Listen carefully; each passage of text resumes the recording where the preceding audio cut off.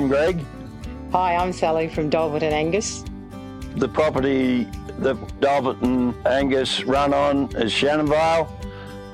Shannonvale's located 12 k's north of Glen Innes on the mighty Mann River. It has a long history. Some of the buildings here on Shannonvale date back to the 1880s. It's a pretty special place. The Angus story for me is tremendous. It started in 1974 at Farah when we commenced that Angus stud with the donation of females from the New England Angus breeders, and was fortunate enough to nurture the stud during its beginnings and develop a base that has flourished the last 50 years. I think it's 50 years this year. The Dulverton herd we commenced in 1981, and it's a reasonably unique story in itself. Not many girls get a Angus heifer for their 21st birthday, but Sally did. And that heifer was a purchase from Max and Joan Doherty at Tulagi Angus in Blighty. That was the beginnings of the Dulverton herd in 1981. That's been a wonderful journey. We've progressed from 2 heifers to now running around about 500 registered Angus breeders.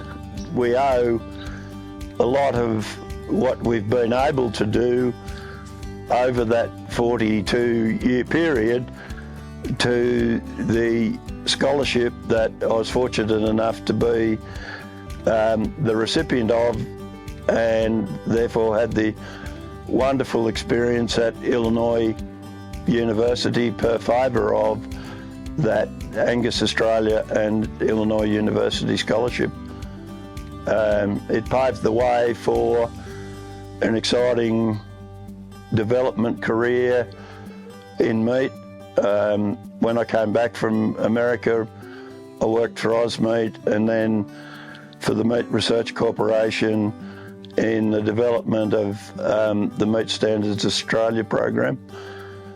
And throughout that time, Sal was at home looking after the Angus herd as it grew from 2 to, when we moved from Tamworth to Willow Tree, we had 25 or 30 cows. At Willow Tree, we were able to grow that herd to 130 odd cows. We then moved to Moree. We did the place Currawee up. We were able to grow the herd to pretty close to 300 and started our on-farm production sales. In 2001, we moved to Shannonvale, and that's been an amazing expansion for us. It's a wonderful property. We're able to run 500 cows and sell 130, 140 bulls a year. We normally sell 90 odd in our on-farm production sale, 50 or 60 private treaty bulls. We certainly have no intention of giving the breeding away. We've progressed with that same philosophy that there's no other reason to produce beef other than to satisfy the eating expectation of the consumer consistently and price competitively. Our breeding philosophy hasn't changed. We really had a focus from the beginning that we needed to be very, very diligent re our approach to producing beef that people could eat. And to that end, we've worked as hard as we can to find bulls around the world that can improve the traits of marbling, that can improve the traits of saleable yield. We must not, though, ever lose sight of the on-farm fundamentals. We've always been very conscious of structural soundness and stability. One of the greatest concerns we have every year is how are our bulls lasting for our clients. And the other on-farm parameters that are dear to us are live calves, Fertility, live calves, and early growth. The main focus for our market has been the quality beef, particularly during the 90s. We were very much focused on the Japanese B3 type product. And so over the years, we haven't changed from that. Our market has remained as a marble score 3-4 with a 350, 360 kilo carcass with as minimal a fat as we possibly can.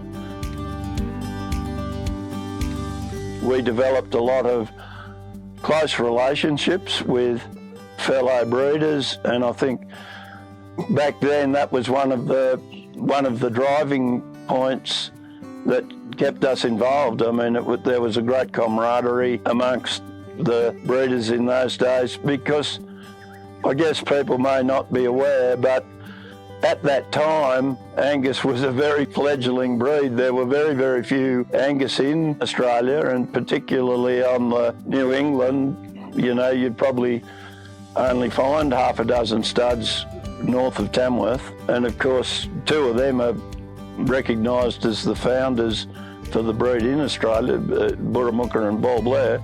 We wanted to be able to think that, well, we should join in this, and that was our fundamental reason for selecting the Angus. And I think the other thing was that Angus, to us, really exhibit some tremendous traits that lots of other breeds didn't have at that time. They were maternal, tremendous fertility, milk. They certainly lacked in growth. There's no doubt about that. And we enjoyed our contribution to helping with improvement in the growth rates over that period of time. We're certainly honoured to have been able to be part of the growth of Angus, and I wouldn't have swapped breeds for love nor money. It is quite an amazing journey when you think about it.